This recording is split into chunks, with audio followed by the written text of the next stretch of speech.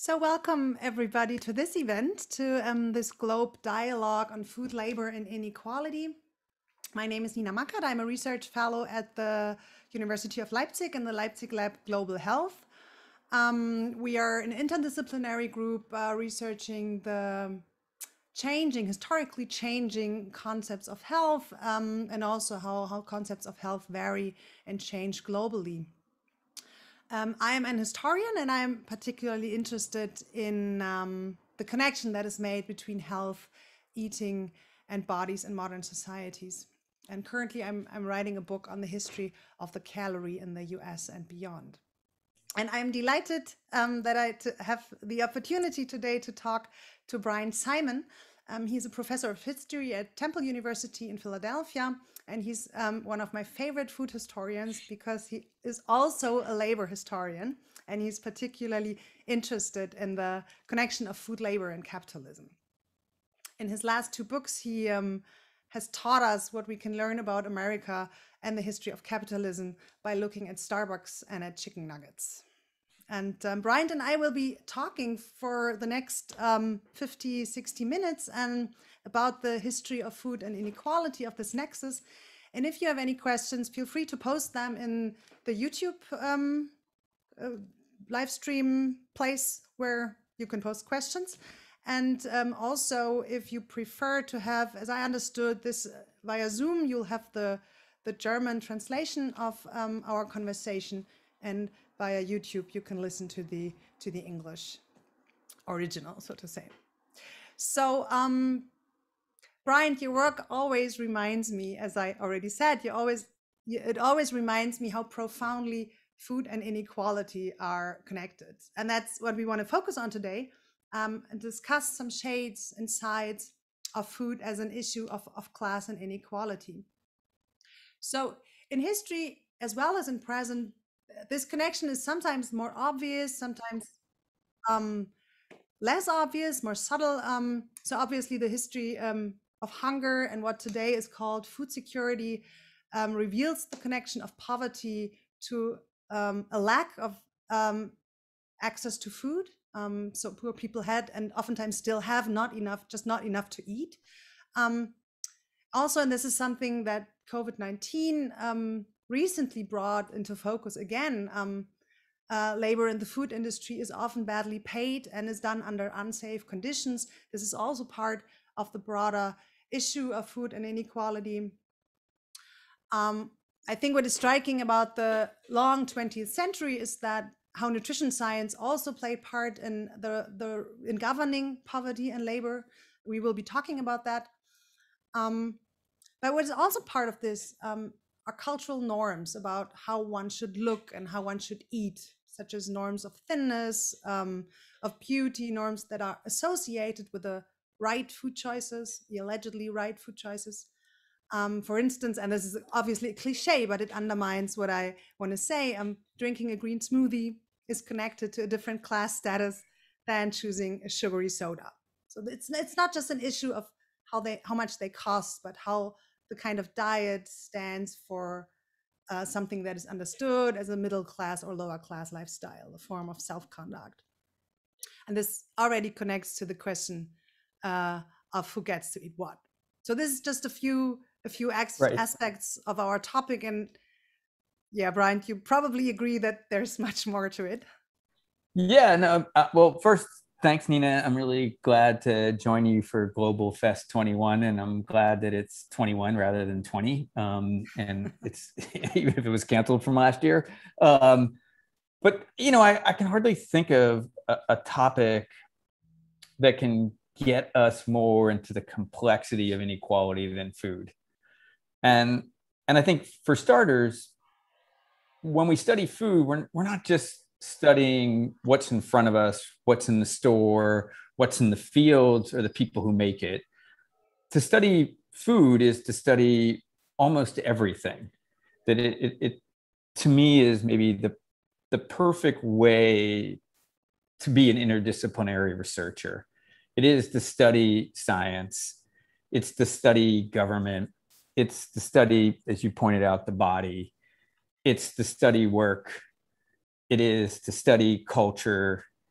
it is to study tradition, often religion. We could go on and on. I mean, I suspect that you teach this in similar ways that I do, that maybe the first time when I teach a food class, I ask people to almost fill up a whiteboard with all the things that means to study. And so, again, I think, maybe with the exception of housing, there's probably no better way to bring us into a conversation about inequality, and maybe to think about a quote from one of the kind of first really important food studies scholars, a French scholar, who said, tell me what you eat and I'll tell you who you are. And I think that's been true for a long time. And as you said, like a green smoothie is an act of kind of performing inequality, right? And it's not that all food consumption is performance, right? But some of it is, right? Both within the home and kind of a larger social setting. To be in this moment eating outdoors is to perform a certain status, a certain kind of place in the kind of vaccine regime, of certain faith or lack of faith in public health. And so there's innumerable ways to get at this. And I think one thing that we want to talk about is, on both sides of it, is for so long, food and inequality has been about a lack of, right? What's defined poverty for much of history has been not enough. Mm-hmm. And right. And there's certainly long histories of this. We can tell stories of this, but that very embodied sense to be without is the everyday experience of poverty and of inequality. And really, one of the most important animators, right, of historical actors is to how to address that sort of being without. And the, as you said at the beginning, much of my work is about labor, but much of what's motivated people to work is to address that problem, right? Is to address the very simple problem of not having enough, and how to get enough for both you and the people who you love or live within your orbit. Yeah. When I remember when I started studying the history of food, that I was kind of surprised that even nutritional science that emerged in the late 19th century was primarily addressing, or at least in the US, addressing this question, this lack of, and the question of how to deal with hunger and how to deal with poverty. So in the late 19th century, nutritional science emerged as a new discipline, and it profoundly changed the way people talked about food and people conceptualized food. And it also had huge consequences, as I said, in addressing poverty. And from my work, the calorie is maybe the perfect example for that.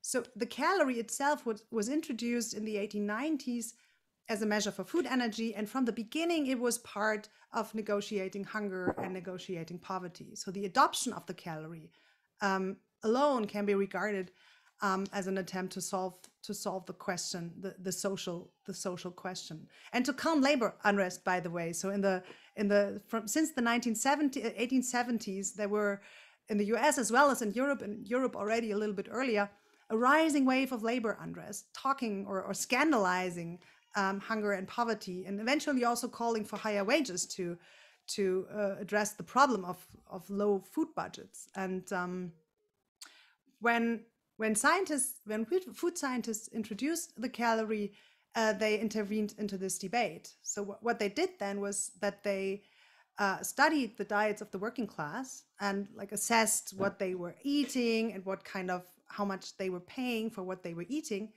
And then they used the calorie as a measure to compare or to assess how much food the people had and how much they paid for it. So essentially, they asked how much calories could one buy for 10 cents or for 25 cents.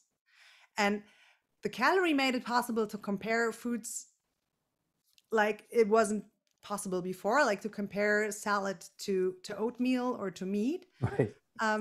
And then they identified the cheapest calories. So these studies suggested that the solution to the problem of hunger was not higher wages, but was to more carefully select the foods and to buy cheaper calories, so to say. And funny fact, they were actually recommending not to eat vegetables, but to eat beans and oatmeal instead, because vegetables were more expensive and were not that calorie dense.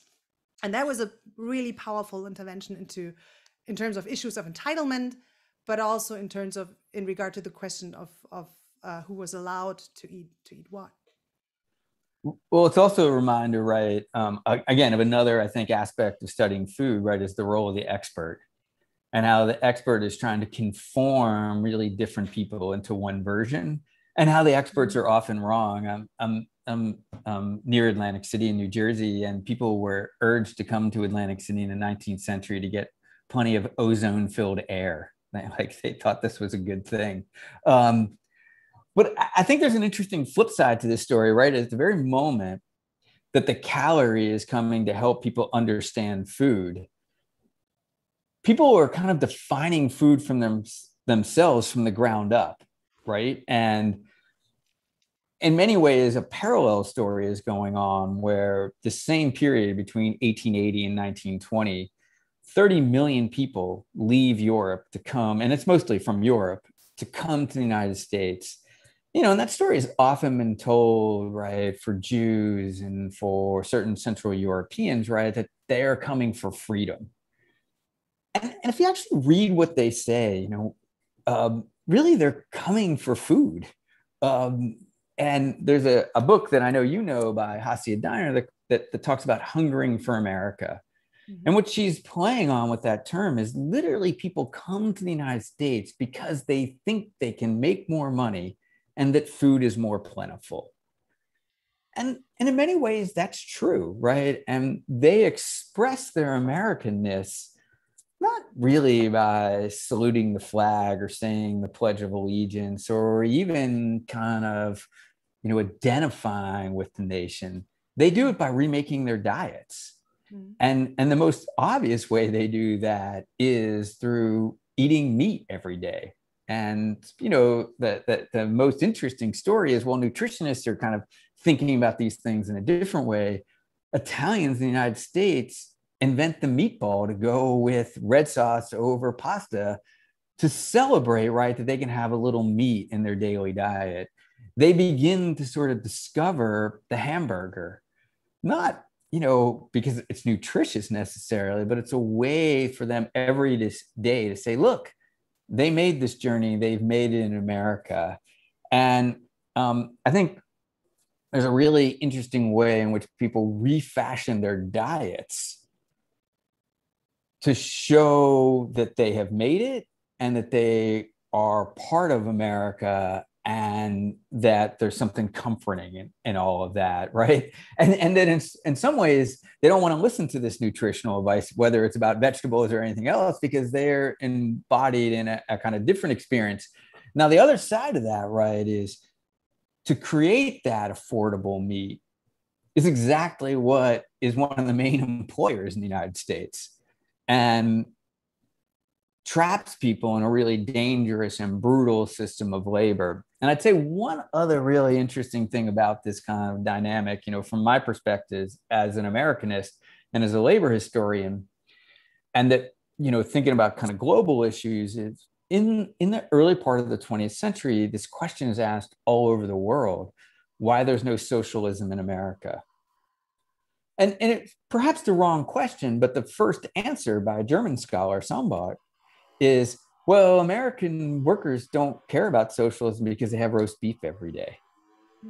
So it's another reminder, right, of how food and studying food and inequality is to study everything, right? Here was a daily decision that is interpreted to think about, it can explain what is truly unique and exceptional about the United States, that it produces a kind of everyday wealth that sort of mutes the appeal of a larger challenge to the economic system. Now, that's not true in a lot of ways, but it's interesting that that's the interpretive framework that held for a long time. And it, again, it wasn't about wages. It wasn't about liberty or freedom or political rights. It's about roast beef. But at the same time, there has been a profound critique of the conditions in the food industry already in the early 20th century, like the jungle, Upson Sinclair. Absolutely right.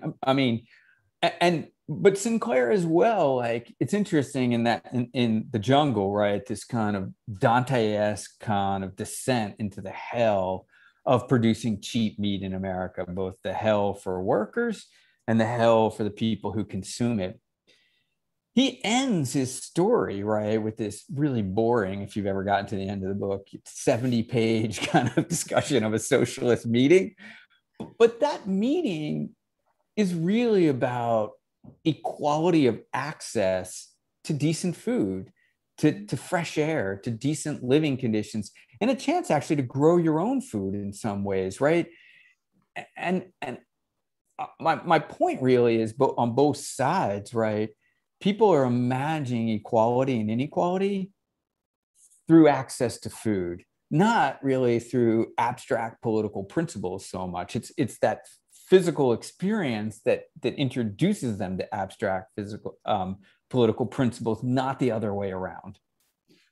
And I think this pertains even more to the fact that the consumer society emerged at the same time, like this, with its heavy emphasis on consumption. So when I studied the responses, the very few responses that I could get access to of the working class to these budget studies and the calorie pressure, so to say, there were voices that they argued that they wanted to, for their families, the best kind of meat and the best cuts of meat they could possibly have, which was obviously in contradiction to what the food scientists try to achieve, but which was part of this narrative of uplift, of social uplift through the right kinds of foods and to have access to beef. So, but let's talk about beef a little more. The burger is, I mean, isn't it interesting how much change even a single foodstuff can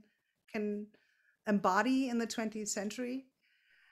Yeah, I mean, the burger carries a fair amount of weight, right? Like, and you know, it's such a kind of wonderfully kind of American idea, right? Obviously, it borrows from German and French kinds of culinary traditions of eating ground meat, chopped meat. But the kind of critical moment for the burger, right, is again a little bit of kind of broad-based prosperity that people can afford meat, but it's really the bun. And it gives food a kind of portability and an informalness that are associated, again, when we're talking about notions of big abstract principles, people really live those through their daily lives. And it's the bun that gives people the freedom and portability and ability to show people outside the home that they can afford meat, right? And from there, you know, it kind of takes off as a symbol. It's also, you know, in an interesting way, right? One of the first products, you know, along with beef that has industrial production. And even before McDonald's, White Castle had figured out how to produce a kind of industrial product and sort of embrace a kind of sameness. You know, we can talk about McDonald's, every right? burger But sort of tastes the same.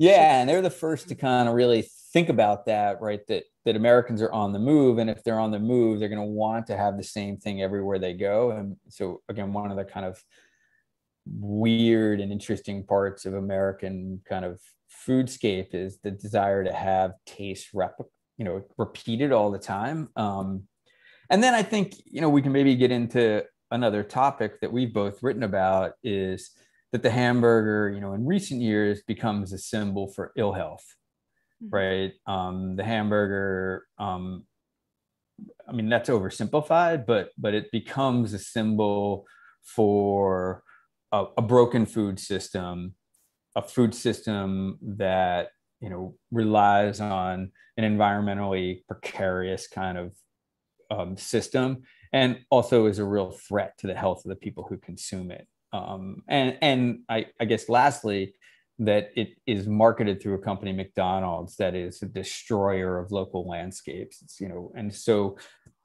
that food that it was once a kind of celebration of everyday luxury, of mobility, of freedom, hiding a lot, right, is in recent years become a symbol of really some of the real dangers in the food system.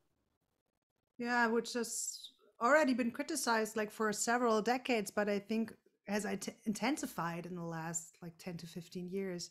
I mean, I had to think of it when you began talking about immigration, that also this pertains to, if you talk about immigration at the moment, you have this story that immigrants come to the US to find a very different food culture there than at home, and that their bodies begin to change because they are allegedly not able to adapt to the new food culture, to the heavily industrialized processed foods. And I think this leads us really into one of the core aspects of today's issue of food and inequality, the question of fatness and how to deal with fatness and how to envision. The US, when I'm telling people that I write a history of the calorie in the US, then everybody's like, yeah, okay, in the US, that everybody is fat, so to say. And I always say yes, but when the calorie began to become important, nobody was talking about that because it wasn't an issue. It wasn't that people weren't fat before, but it was just not made into a problem in that kind. And I think that what in today's culture is so pervasive and so omnipresent, the fear of fat, hasn't been, is a relatively new phenomenon. It hasn't been so omnipresent 150 years ago. And it wasn't understood as a problem of lacking self-discipline and of eating the wrong kinds of foods, let alone of poverty. So this also was a shift that the 20th century saw, rebranding, so to say, or reframing fatness from a sign of health and wealth, right, into a sign of lacking self-discipline and poverty. And I think that this shift to abundance, or this had to do with sufficient food becoming available for a broader spectrum of people. So it was no longer a sign of a higher class status to have body fat, but it also had to do with another, I think, distinct feature of the emerging consumer society, the idea that people were increasingly the increasingly accepted idea that people were responsible for their bodies and for their health, and that bodies were not given but malleable. And that extends beyond questions of food, but of health-seeking behavior. But here again, we have also the influence of nutritional science and increasingly standardized ideas of good food. So it was more a question of conduct and citizenship, and of how people were conceptualizing the ideal citizen than it was about people actually becoming fat. Yeah, I think it's an amazing kind of transformation, right? Around World War I and in the Great Depression, the overly thin body is seen as a problem. Mm-hmm. And it's particularly seen as a problem. The female body. Yeah, well, in the male body, right, is particularly seen as a problem as the U.S. inevitably gears up for war. And literally, Franklin Roosevelt forms this CCC.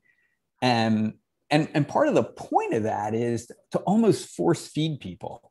Mm-hmm. They are obsessed, right, by the number of calories they can feed people every day. And why? It's seen as part of a national mission for war readiness. And right, so there's this fascinating conversation, that I've actually written about, where these leaders of these camps, where, poor men are sent to do a little bit of labor and kind of shore up kind of the countryside. The government doesn't really report on what they don't really care what they do. They ask again and again, well, how much are they eating every day? Mm-hmm. And they're prescribing kind of diets and hoping that they can get them like 3,500 calories a day and measuring how much weight they've gained over 18 months. And what they're really doing is hoping that they're going to have soldiers who are ready to fight a war. And so, if there's any doubt about food inequality and power, it's right here. But as you said, right, by the 1980s and 1990s, the perception of bodies has changed, right? And the perception of the problem has changed.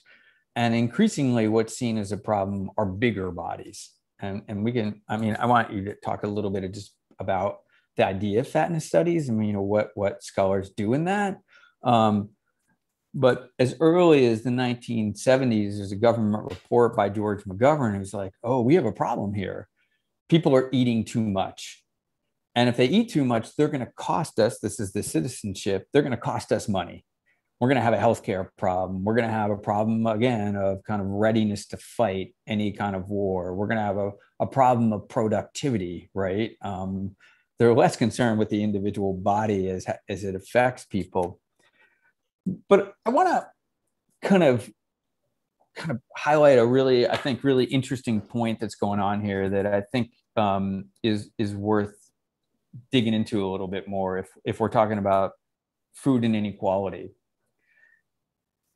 Weight gain in the United States is almost perfectly correlated in the 1970s to a decline in wages. And again, I want to say this again, weight gain in the United States from the 1970s on is almost perfectly correlated to a decline in wages. So what does that mean? It means that people are making less money, and the foods that they can increasingly afford are ones that are unhealthy. And what happens is something that food scholars have called, and I think it's really important to lean in on this idea, the paradox of plenty. For most of history, the problem of inequality has been weighed by not having enough. And it's been embodied in bodies that are emaciated and undernourished, however we want to conceive of that, right? And certainly the kind of early documentary evidence of poverty in the United States sort of films and portrays those bodies. From the 1970s forward, the outward sign of poverty is often weight gain, because the people who make so little are forced to eat foods that have been sort of, doctored up with fat, sugar, and salt. Or the other way around. So if you look at current medical sociologist review data, they argue that because that this close interconnection of poverty and fatness that has been made is also, or that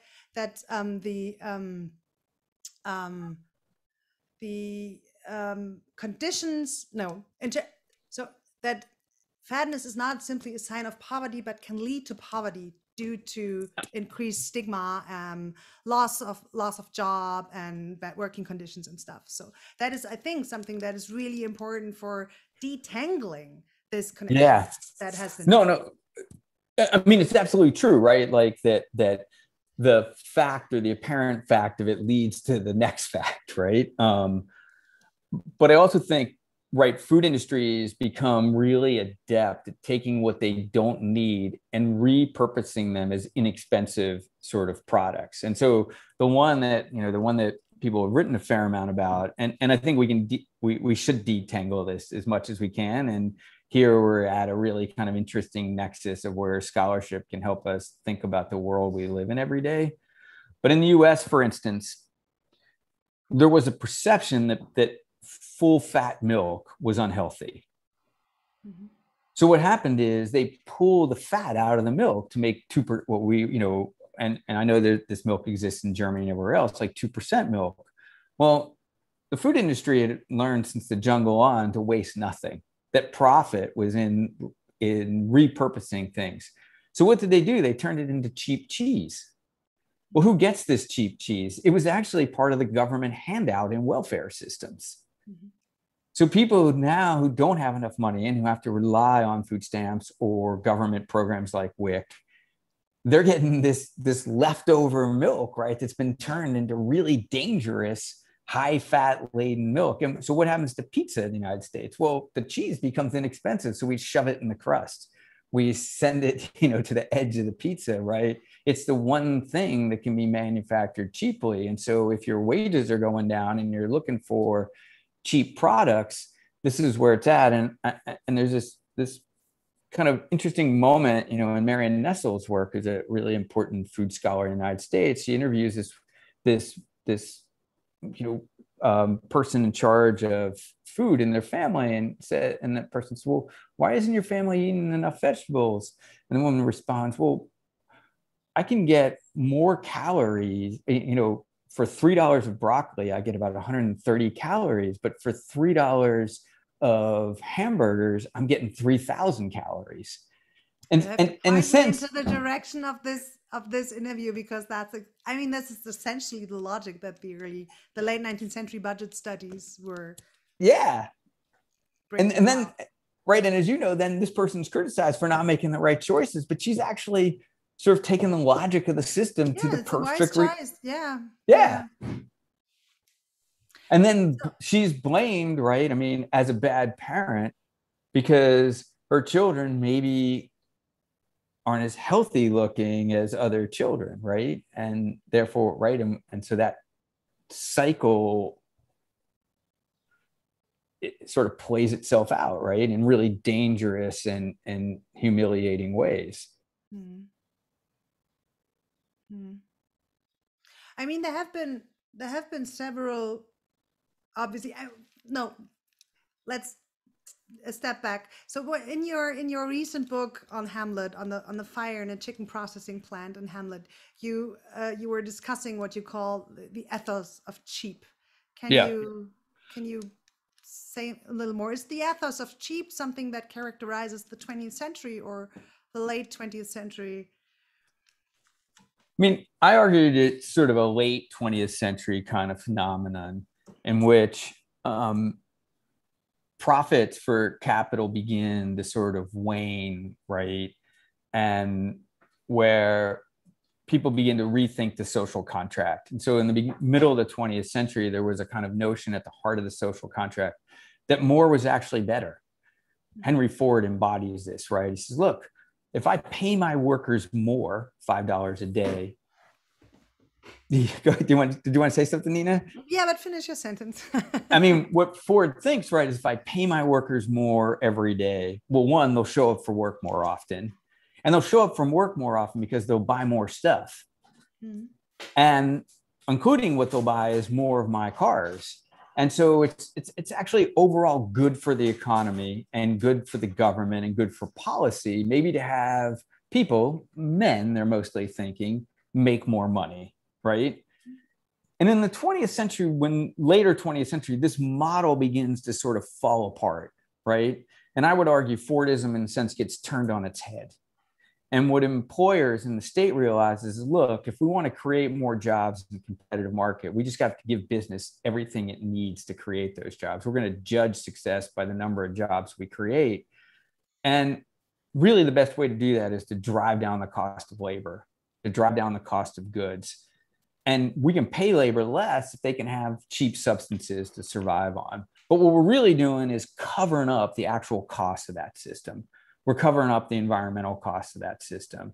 We're covering up the costs and kind of injuries to workers, vulnerabilities to workers, into the way in which the food they make and eat is going to make them less healthy, right? That we're going to have to pay for on the back end. So the real kind of genius of the system is the hiding of the actual cost of it. And I think, but the logic of cheap says, well, that's fine, right? We'll pay for it later. And so that there's an idea that low cost life, low cost existence, low cost food is better for everyone. And that is a very different way of imagining things and happened in the middle of the 20th century. There have been critiques of that, not also later, not only in the early 20th century, but also later, the countercultural movement with critiques of heavily industrialized processed food that travels a long way, and critics like Alice Waters and Michael Pollan, who might be more familiar to people here, have argued that people just need to spend, not just, but that people need to spend more time and more money for food, which is obviously also potentially problematic because not everybody can afford to spend more time and more money for food, with food budgets being scarce, and many people are spending already a large percentage of their income on food. So how can we, and this is also a question that we raised in the short text about this event, how can we critique the culture of cheap without like going into the other direction, to the other extreme, to say that people just need to pay more and more time? I mean, this I've also felt that this is in terms of gender politics, some kind of really regressive claim, to because it often meant that women should spend more time for cooking and for preparing dinner and for making sure that the whole family is sitting around the dinner table. And this was obviously also associated with a lot of other assumptions about culture and about how proper family life has to be. Yeah, I mean, I think it's interesting. Michael Pollan has a new book coming out today. I think it's on caffeine or coffee. Oh, cool. and you know, Michael Pollan is a brilliant journalist, and Alice Waters is a kind of amazing kind of reimagining of food. But I think at the heart of their critique of the industrial food system is a labor problem. And it's a problem that work is invisible. And so is any kind of imagining of a wage structure invisible in those readings. And I just want to sort of amplify something you said. My last book, I wrote about this fire in a chicken processing plant in North Carolina where 25 people died behind locked doors. And many of those people would, by any like conventional standards, by BMI rates, which is a really problematic indicator, be considered overweight or have problematic bodies, many of the people who died. And it was interesting, in the lead up to the fire, they were getting advice from the local newspaper about, you know, the local newspaper in this small town I wrote about in Hamlet was repeating these stories that we have a food problem. People are eating, you know, are getting heavier. They're eating the wrong things. And I remember the reading one of these articles in the paper, and the advice they gave them was, as you said, well, people should cook with more fresh vegetables. People should eat less meat. People should have more fiber in their diet, and people should join the gym. Now, this was the advice they were given in the paper. And I write about this in my book. You know, the women I'm writing about were getting paid minimum wage at the time. They lived in a town that only had one supermarket, but it had a supermarket. There were no lentils to be had there. There were no fresh vegetables were really expensive. They weren't going to join a gym. They didn't have a budget that they could sustain anyways.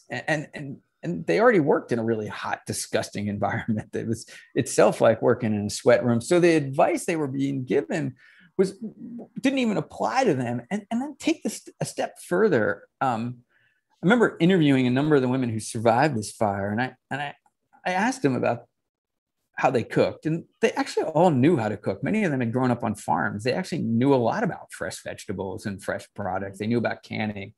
But one of them said to me, I would love to can, but after a day of working on the assembly line, I can't even open a jar. Like, I can't get my hands to grip a jar tight enough to open it. And this was her way of explaining, in part, right, why she gave her kids the chicken nuggets that she made, because they went into the microwave. She didn't have to do anything. And the other thing that was really important is she was guaranteed that her kids would eat that food. They had been conditioned to like it, and she couldn't take the risk that maybe we could take with our kids of like making them broccoli and like, oh, I don't like it, I'll make you something else, right? Yeah. Like, right. and so I think you're right, like on it, right? But I just remember, like, it was really one of the most amazing moments to me in doing my interviews of her. It's in literally, and this is the labor problem that Michael Pollan has. Oh, well, why don't you do all this work? She had just worked for 10 hours in an environment that made her hands so sore that she couldn't open a jar.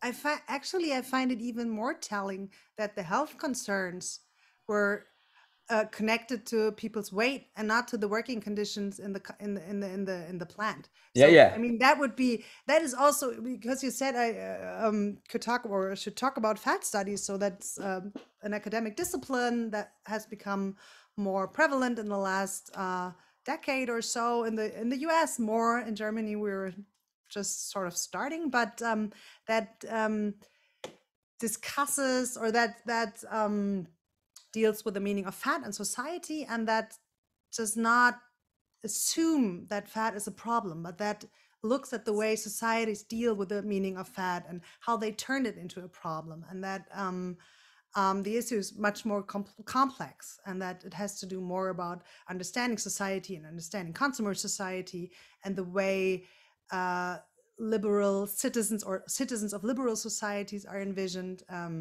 and are called upon to make the right choices. So they don't focus on fat being a problem, but on how societies turn it into a problem, and with what kind of consequences for fat people. And one of the central claims is that to decouple body size from health. And there it is really telling that these articles don't focus on the health threats of working in the imperial plant and not and about all the ramification or the consequences of this kind of work, and but focus on their body size. So that's really, I think, one of the core problems, and also kind of this lack when you say Michael Pollan or these critics lack a discussion of labor, then this discussion about fat lacks a discussion of what kind of health we want to talk about. And and I think that's brilliant. And I think like another example, just from the case that I write about this small town in North Carolina. Yeah, the people who worked in that plant were seen as a problem. Their working conditions were not, but neither were the systematic destruction of the environment by the chicken industry, right? That left working people without water that they could drink, and they're forced to buy bottled water, right? Which further, plastic, right? Yeah, it takes away from their income, their ability to have some choices when it comes to something to eat or where to live, but then goes back into the environment and causes a problem, which again, they're blamed for, right? But not the job creators, right, are sort of left off the hook. That's the logic of cheap to me, right? I mean, in recent times, as I said in the beginning, this question of working conditions has been put on the agenda again by COVID-19. And in Germany, there were outbreaks in slaughterhouses in early summer, I think, when for a short time the working conditions became a topic and were on the agenda again, but then again disappeared in the course of the summer. So I mean, food workers are obviously also in the center of COVID-19 and of problems with COVID-19 outbreaks due to unsafe working conditions, or people are crowded in these factories. Yeah, it was a kind of amazing moment, and I suspect you had it as well. Where, I mean, this term in English, I don't know if there's a term in German that's the same, but a term I hadn't really heard uttered in a long time, this idea of essential workers. Mm-hmm. And that term, right? So to say, yeah. Yeah, it's fascinating, right? That term did something that Michael Pollan refused to do, which was to make working people visible. to make the, I mean, because, one of the kind of feats of modern capitalism is to erase labor, right? Is to erase transformation. And in food, there's probably no kind of more fundamental way that happens, right? And there they were visible. The people who drove trucks, right? The people who made our food, healthcare workers, like they were made visible and they were actually celebrated. Mm-hmm. And I think you pointed out, and I was really curious to see what happened with this. And as you pointed out, they disappeared again, right? And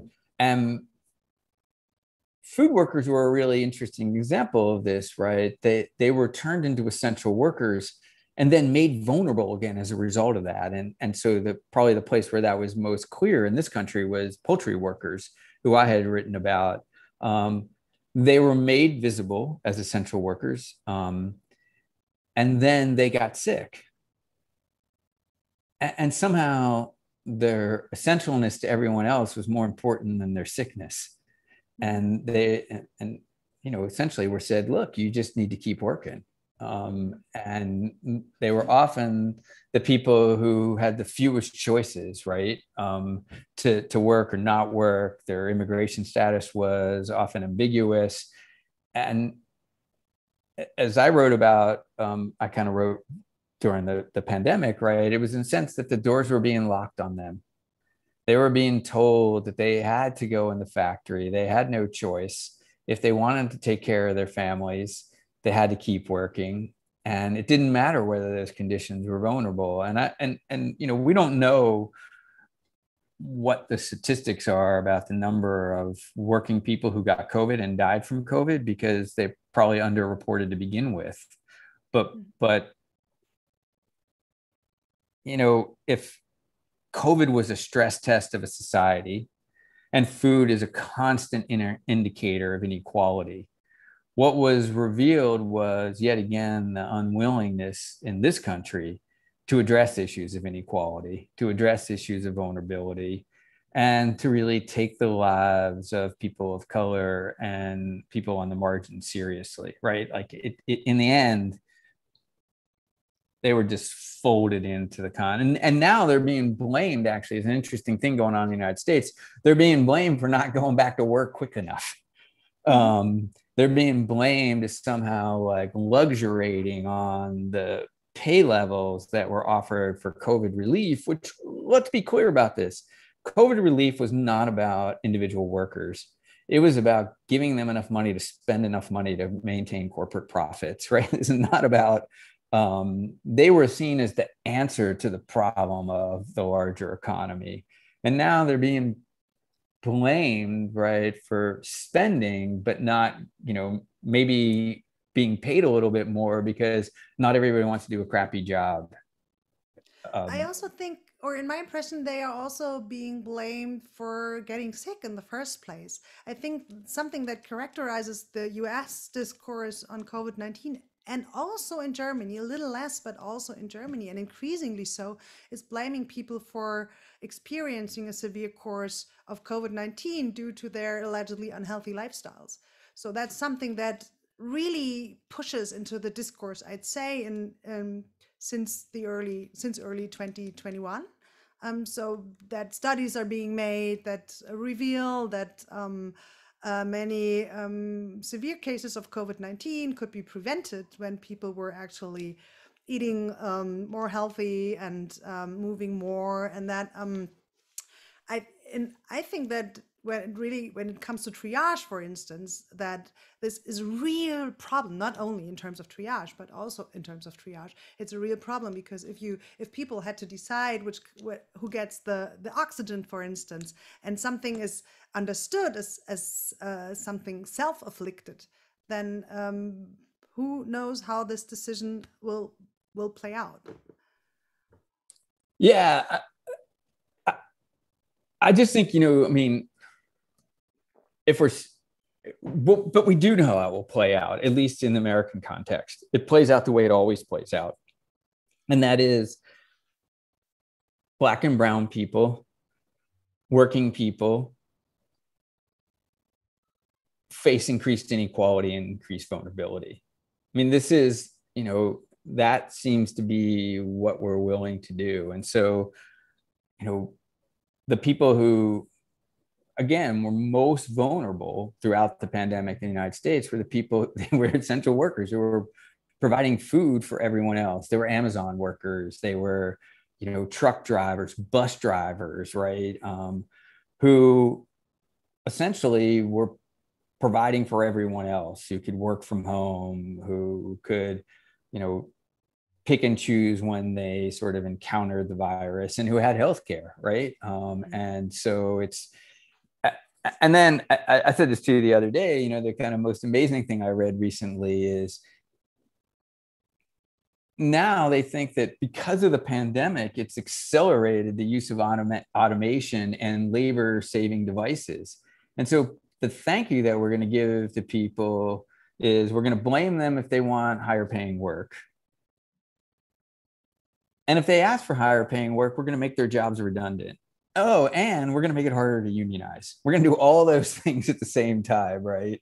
And, Michael Pollan's going to write another book about the food system in which work isn't at the, like the production of food isn't at the center of it. And that's going to represent food studies. Well, I guess I'd have one kind of suggestion. I'd be curious of what people think about this.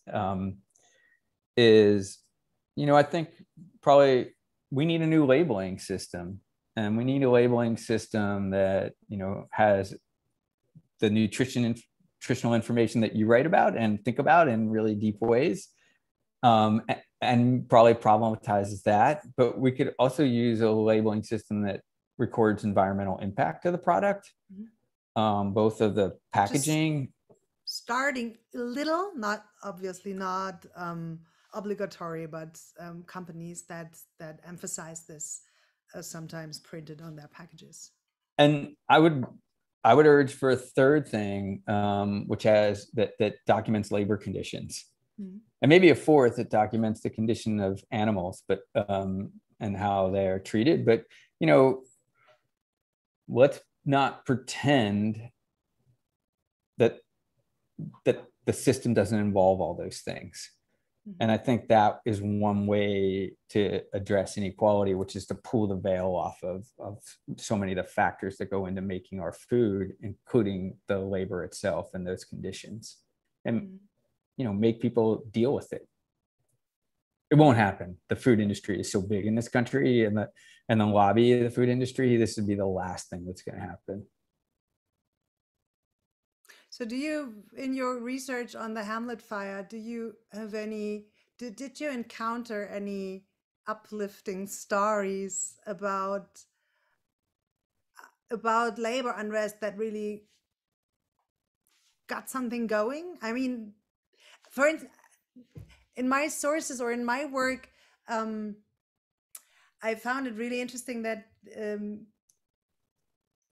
for instance, in terms of this budget studies, that people were totally aware of the dynamics and the logics behind this nutritional guidance in terms of cheaper calories, and dropped out of the studies and asked their neighbors not to participate. I mean, that it's not really that in the end they didn't change the food system, or they didn't get higher wages and stuff, but nevertheless, it was good to hear that and good to read that, and a critique that was kind of worthy or remarkable to hear. Yeah, I mean, there's not a lot of uplifting stories in the story I tell about Hamlet, where these 25 workers die behind locked doors, factories never inspected. In the wake of the fire, there is a group of labor activists in North Carolina and throughout the American South called Black Workers for Justice, who begin to use the fire as a way to urge. Most of the labor at this point was Black women. This is before the introduction of kind of, laborers from various parts of the kind of larger global South. They're introduced to these plants. And they urge them to organize. They urge them to organize politically and on the shop floor. And there's some success for that. But it doesn't last long. And the power of kind of industry and the kind of veneration for the job creator sort of outlasts whatever concern there is for vulnerable workers in the case of Hamlet. And in fact, Jesse Jackson, when he runs for president in 1992 again, uses the Hamlet story at the beginning of his campaign as sort of like, this is why we need the kind of activist government that sort of pushing for. And he sort of test markets that idea and eventually just drops it because it doesn't sort of elicit the kind of response that a more kind of multicultural rainbow coalition kind of message does. Maybe that's like tells us something that, you know, in the end, what capitalism offered workers was cheaper products. And that seemed like in some ways, an easier way to go in the short term and for your immediate family than a kind of larger social transformation. And we seem to constantly be asking that question, right? Like the only way to address this is a larger social transformation. But, you know, it's all right to get, you know, a happy meal for the cheap, right? Like, you know, it's a kind of false trade-off that's offered to people again and again and again, that is seductive. Mm.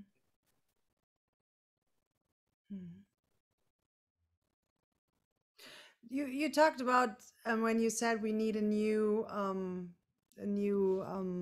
marking system for foodstuff that maybe. Yeah, I'm curious what you think of that. There's actually in Germany we got a new.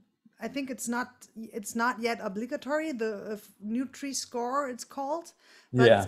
There's huge criticism because it has these different kinds of categories, and it allows, for instance, yogurt with sugar to become a better mark than orange juice or something like that. But I think for me, two things are interesting. That first of the nutritional values are getting some sort of that they are becoming more important than they have been. In the US, for instance, the new food label that Michelle Obama introduced already a couple of years ago, it printed the calories even bigger than before. But the second thing is that I found interesting, or that I wanted to emphasize, is what you said, that because we only talked about questions of equality in terms of humans in the last 50 minutes or so, but not about animals. Yeah. That's a really complicated question, but it's actually not that complicated. If you're eating industrially produced meat, you're eating meat in which animals were systematically tortured. There's no way around it. And that, you know, and if they're not systematically tortured, I almost think, you know, letting them walk outside for a little while before you slaughter them, I don't know if that's any better, right? Like, there's the scale, and this is something, you know, the scale of this can only work in a way that is brutal. You know,